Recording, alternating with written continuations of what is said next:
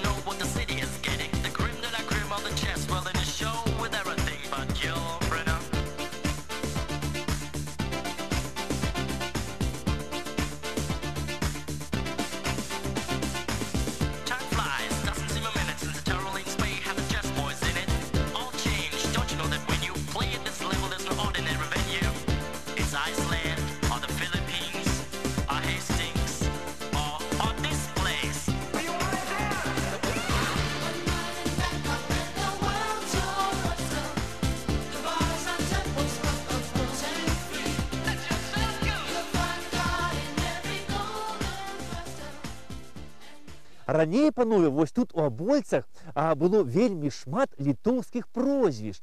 І з гэтага польскія гісторыкі некаторыя зрабілі выснову, што вось тут калісьці быў абшар неасіміляваных балтаў. І што назва вёскі Абольцы паходзіць ад літоўскага слова «обаліс» – яблык, што тут калісьці раслі вялікія яблычныя сады.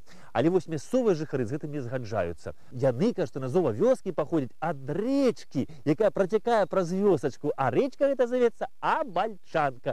Правда, кажуць, што раней гэта рэчка была нашмат-шмат шырэй і нашмат-шмат глыбей. І ўсіх, проста абальшчала сваёю магутнасцю.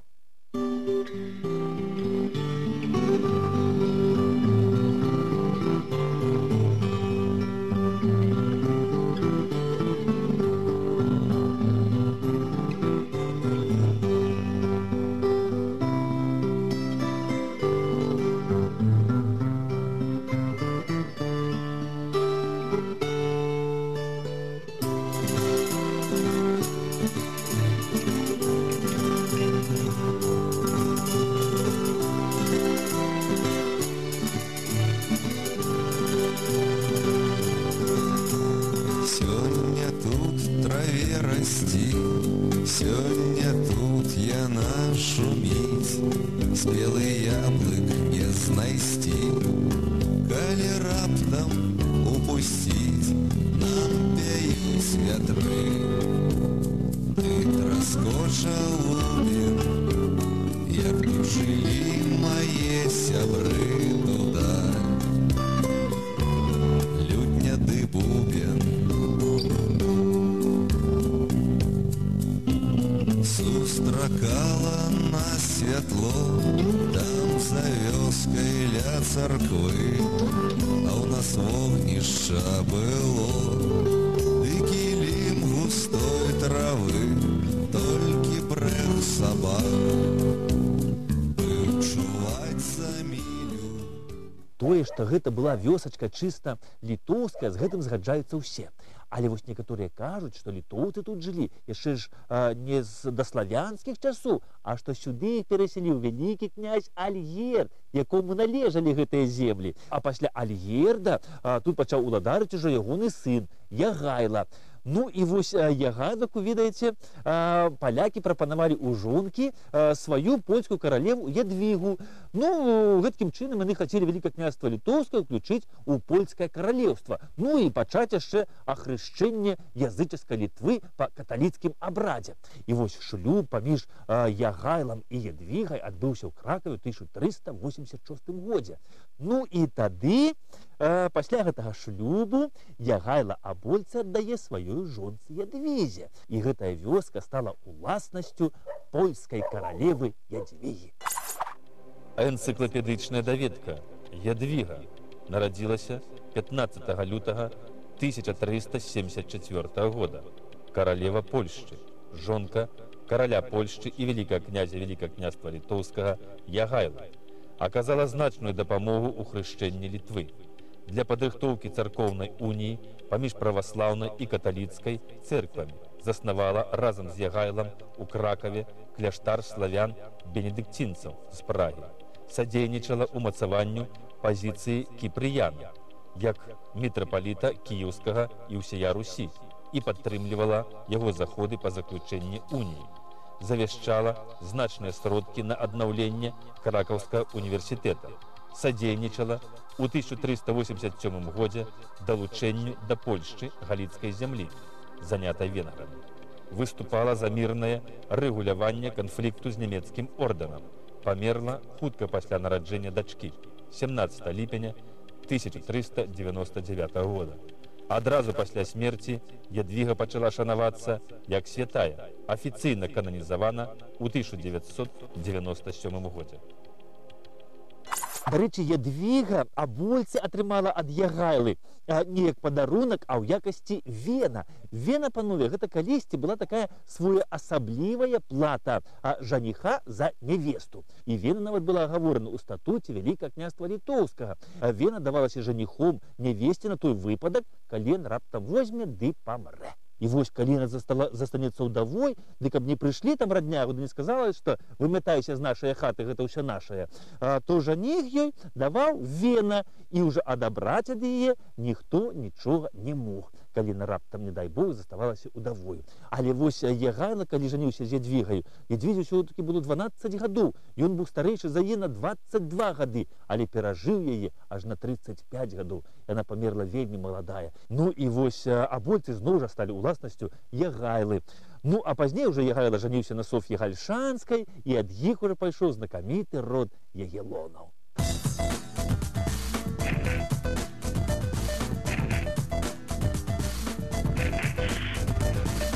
Ну і вось адзін з прадстаўнікоў гэта знакамітага роду Ягелонаў, унук вось Соф'і Гальшанскай і Ягайлы Жыгімонт I стары, ён, так як і дзед Ягайла, Абольцы дорыць сваёй любай каханай маладой жонцы Боне Сфорц. Ну, але ўжо ў адрозненні ад дзеда Ягайлы, ён ужо Абольцы дорыць не ў якасці вена Боне, а ў якасці падарунка. Бона Сфорц, у адрозненні ад Ядвігі, яна была такая больш спрытнейшая жанчына.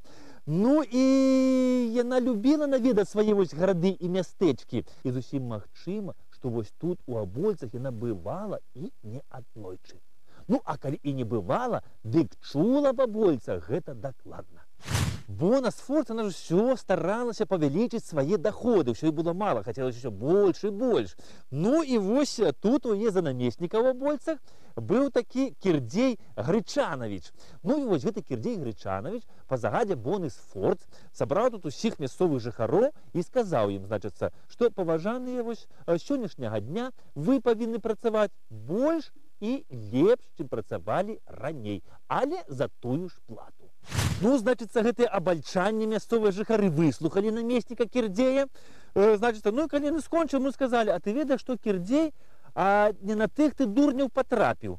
Ну, і, значыцца, расказалі яму, скуль рэчка пачынаецца, дзе яна сканчаецца, і куды чорт хаваецца, калі яго святой вадою пырскаюць. Ну, намеснік стаў, што он супраць народу столькі зробіць? Той ганца адразу да каралевы адпраўляе да Боны. Ну, Бона разлавалася, калі б усім даведалася, нагамі тупаць пачала, да Жыгімонта пабегла. Што гэта ў вас, кажа, такое ў гэтым вялікім княстве літоўскім робіцца ў гэтых Абольцах?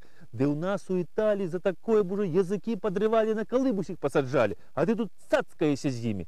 Ну, Жигемонт таки спокойный, таки разваживает, и он кажет, что, ну, бона не сварыся, вас там у Италии тем расшальство пануе, а у нас тут пануе в Великим княстве Литовским закон. Не кипятися. І у 1532 годзе Жигемонт I вось сюды Абольцы накіроўвае сваю давераную асобу.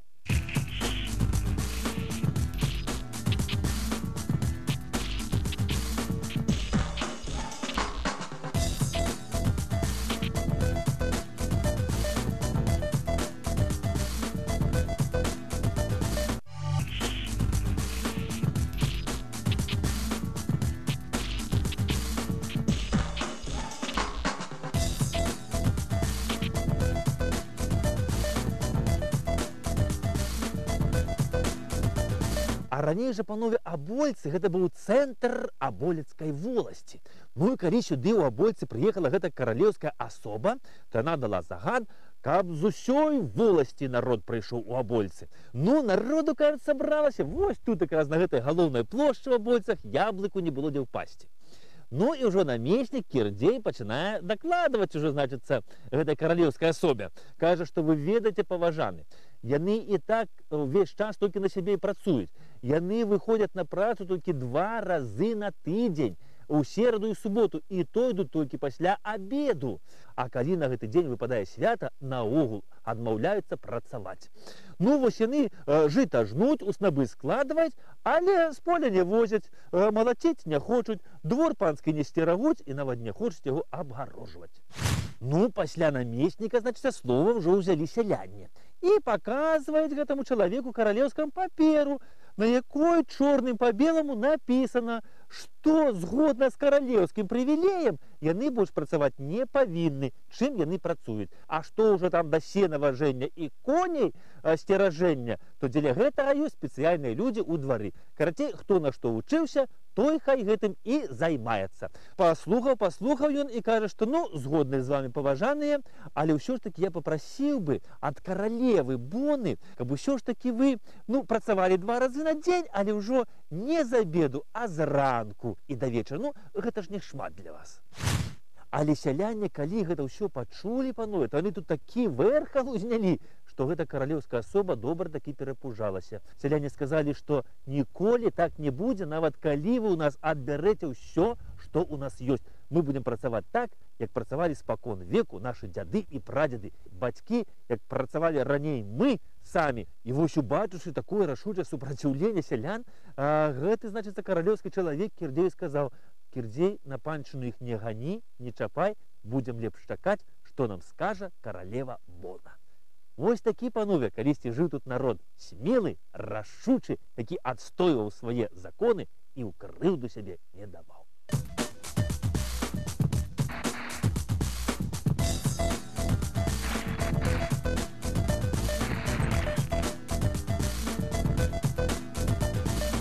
Да рэчы, каралева Бона з мясцовымі жыхарамі так нічога зрабіць і не змагла. А пазней, у 1543 годзе, яна і наогул узяла, і Абольцы памяняла сангушкамі на нейкі іхні там маёнтак. Ну і тут пачалі ўжо ўладарыць сангушкі. І кажуць, што пры сангушках гэта было даволі вялікае мястэчка. А яшчэ гісторыкі кажуць, што раней Абольцы гэта быў горад, які ўвайшоў у спіс рускіх гарадоў далёкіх і блізкіх пад імем Абольчы.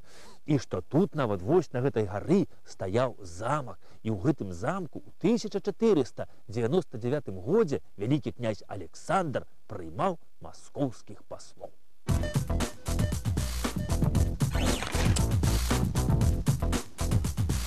Абольцы былі знакаміты яшчэ і тым, што тут у Абольцах быў пабудаваны адзін з першых касцёлаў на Беларусі ў 1385 годзе князем Ягайлам. Касцёл стаяў якраз вось тут, на гэтым самым месцы. Ну, той касцёл Ягайлы быў драўляны, і пазней ён быў адноўлены, пабудаваны на тым жа месцы, таксама драўляны быў касцёл ўжо Жигемонтам III Вазай. І вось у гэтым касцёле да першага падзелу Рэчы Паспалітай служыў знакаміты біскуп Богуш Сестранцевіч. І касцёл, кажуць, быў вельмі прыгожы, з 4 калонамі, з купалам. Побач з касцёлам стаяла званіца, а ў сярэдзіне у гэтага касцёла, кажуць, былі 2 намаляваны вялікія партрэты неведным мастаком. Партрэты былі аздоблены кляйнотамі, гербамі. Адзін справа ад алтара гэта быў партрэт Жыгімонта III Вазы, і адзін злева ад алтара гэта быў партрэт князя Ягайлы. І вось той касцёл тут яшчэ стаяў пасля Другой сусветнай вайны. Кажуць, ён быў дубовы, такі моцны касцёл, але яго ўзялі і разабралі на дровы. А вось побач з касцёлам, панове, якраз вось тут, дзе гэтыя ліпы, тут колішнія могілкі. Правда, раней вось тут на гэтых могілках былі старажытныя помнікі, ляжалі вялізныя пліты, унізе там знаходзяцца склепы. Але калі ў Абольцах будавалі школу пасля Другой сусветнай вайны, то гэтыя ўсе помнікі і надмагільныя пліты выкарысталі пад фундамент. Ну і вось мясцовыя жыхары расказваюць, што тут малыя хлапцы гулялі і праваліліся тут. І убачылі на ланцугах падвешаную вялізную труну. Яны вылезлі адсюль, і людзі засыпалі гэтае месца. А яшчэ мясцовыя жыхары расказалі, што падчас Другой сусветнай вайны, калі тут стаяў нямецкі гарнізон, то немцы сагналі ўсіх людзей сюды да касцёла, на гэтую гару на ўзвышша, каб людзі капалі траншею. Ну і вось людзі капалі траншеі гэтыя і наткнуліся ля касцёла на склепы. І нямецкі афіцэр адзін ускочыў у такі склеп, аглядзеў там усё і пасля сказаў усім «Auf Wiedersehen» і адправіўся да хаты. Але некаторыя схаваліся і бачылі, як немцы ускрывалі гэтыя склепы тут і даставалі адтуль розныя залатыя рэчы. А яшчэ мясцовыя жыхары расказалі, што вось тут з замкавай гары яны знайшлі падземны ход, які вядзе 17 кіламетраў аж да Смалянскага замку.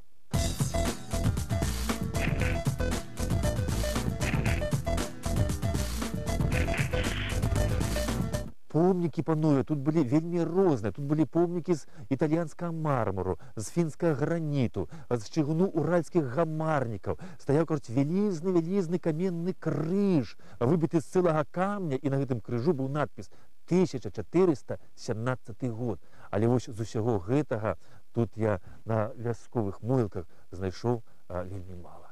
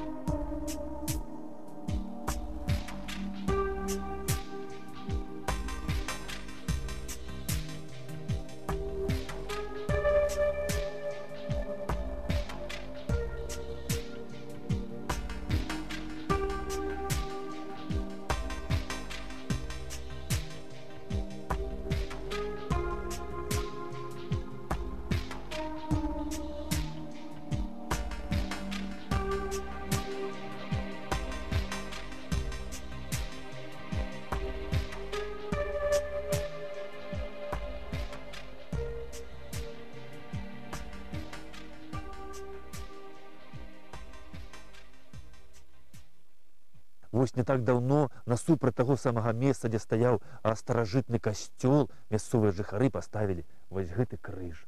Дарэчы, у Абольцах, у Успенскім касцёле на самым пачатку 20-го стагоддзя на беларускай мове правіў Божую службу ксёндз Александр Астрамовіч, больш вядомы на Беларусі як паэт Андрэй Зязюля. Энцыклапедычная даведка Зязюля Андрэй, сапраўднае імя Астрамовіч Александр Степанович. Нарадзіўся 26 лістапада 1878 года у вёсцы Новосяды Ашмянскага павета. Памёр 17 студзеня 1921 года. Беларускі паэт. Служыў у расійскай арміі. Скончыў каталіцкую духоўную семінарыю у Петербургу. Далучэнне да беларускай нацыянальнай ідэі адбылося ў семінарыі пад уплывам земляка Лісоўскага і твораў Францішка Багушевіча. У час вучобы арганізаваў аб'яднанне клірыкаў беларусаў. Адзін з арганізатараў з'езда беларуска-каталіцкага духавенства 1917 года ў Мінску. Вядзенне касцёльнай службы па-беларуску выклікала непрыязныя адносіны з боку палякаў. Гэта стала прычынай частай перамены месца службы. Быў знаёмы з Янкам Купалай, Якубам Коласам, Грыневічам. Друкаваўся з 1909 года. У нашай ніве «Беларус», «Крыніца», «Вольная Беларусь». Творчасць Андрэя Зязюлі прасякнута хрысціянскім светапоглядам. У ёй дамінуе патрыятычная грамадзянская тэма, ідэя адраджэння Беларусі.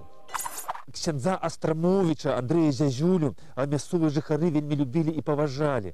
Любілі яго за тое, што ён вось у касцёле звяртаўся да іх у проповедях на той самай мове, на якой яны размаўлялі ў сваіх хатах, на беларускай мове, па-беларуску. Яны любілі за тое, што ён быў вельмі шчыры чалавек, што ён ва ўсім дапамагаў сваёй пастве, чым мог. Ксёндз вельмі любіў сялян, і ён бачыў адраджэнне бацькаўшчыны менавіта праз сялян, праз сялянства, і ў сваіх вершах ён пісаў.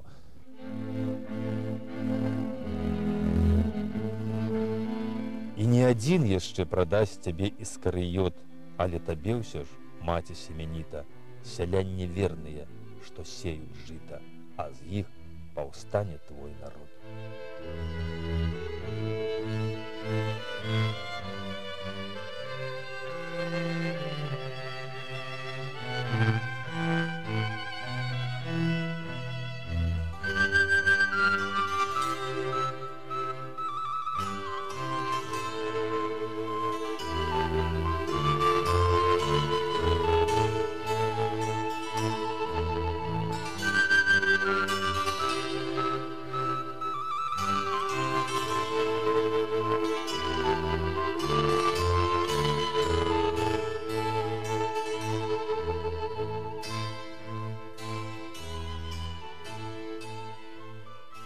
І тое зерне, панове, якое сваімі прамовамі сеяў сярод мясцовага насельніцтва ксёндз Астрамовіч, дае ўсходы і сёння. І вось тут мясцовыя жыхары не марнуюць свой час за чаркаю, а займаюцца сельскай гаспадаркай. Яны тут сеюць жыта і будуюць ветракі.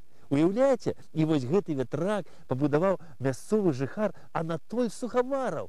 І ён яго пабудаваў не як дэкаратыўны там ветрак для прыгажосці, а як самы сапраўдны, як сапраўдны вецер, які круціць ягоныя жарнавы.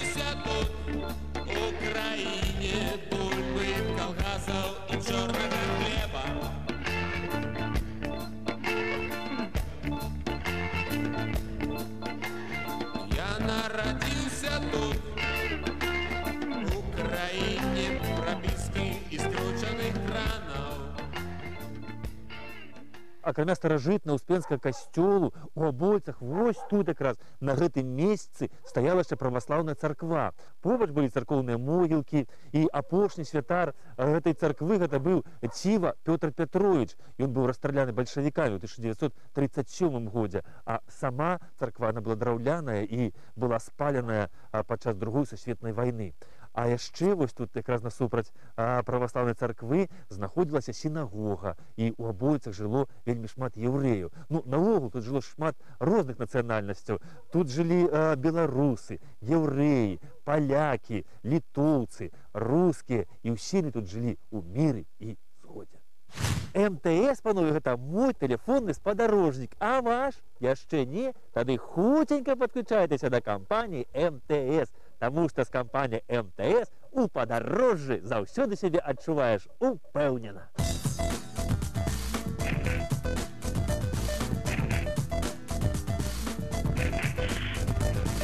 У старажытных, панове, абольцах на сённяшні дзень, вось, на жаль, не захавалася ні одна колішняга старажытнага будынка.